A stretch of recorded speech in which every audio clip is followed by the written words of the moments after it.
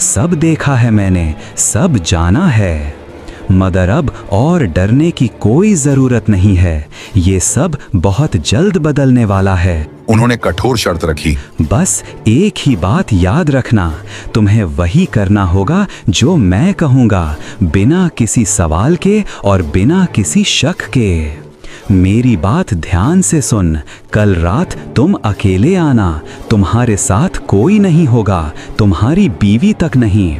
ये साधना सिर्फ तुम्हें अकेले ही पूरी करनी होगी, अगर किसी को भी साथ लाए तो सब कुछ बेकार हो जाएगा। राइस्टार ने सवाल किया, अकेले? पर क्यों?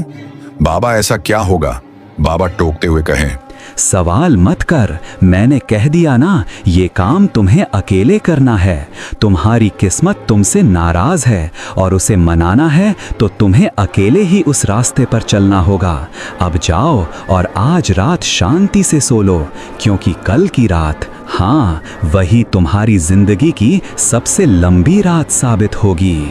अगले दिन सूर्य ढलते ही राइस्टार फिर से उस बाबा के पास आया, लेकिन इस बार अकेला। उसके मन में अब भी डर और बाबा के प्रति संकोच था। राइस्टार उनके सामने पहुंचा। कुछ पल तक बस गहन सन्नाटा रहा। हवा में अगरबत्ती की हल्की महक थी और पेड़ की शाखाएं रह रहकर सरसराती थीं। बाबा थुंग थुंग बोले, पता था आएगा तू, तेरे मन में अब भी डर है, पर अब वापस जाने का रास्ता नहीं बचा। राइस्टार ने झुककर पूछा, बाबा मुझे बताइए क्या करना होगा, कैसी साधना है यह? बाबा ने रहस्यमय आवाज में कहा, ये साधना उस शक्ति की है जो सबसे खूबसूरत हो सकती है, जो मोह में डाल सकती है और जो पल भर में सब कुछ तबाह भी कर सकती है। ये वो ताकत है जो तेरी फूटी किस्मत को पलट देगी, मगर याद रखना, बदले में ये बहुत बड़ी कीमत मांगती है। तूने मेहनत करके देख ली, पर नसीब ने धोखा दिया।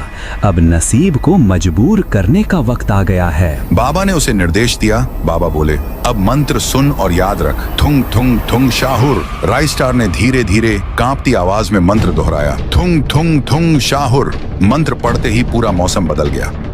हवा तेज हो गई, पत्तियां जोर जोर से हिलने लगीं और तभी मंत्र खत्म होते ही सामने प्रकट हुई चुड़ैल मोहिनी।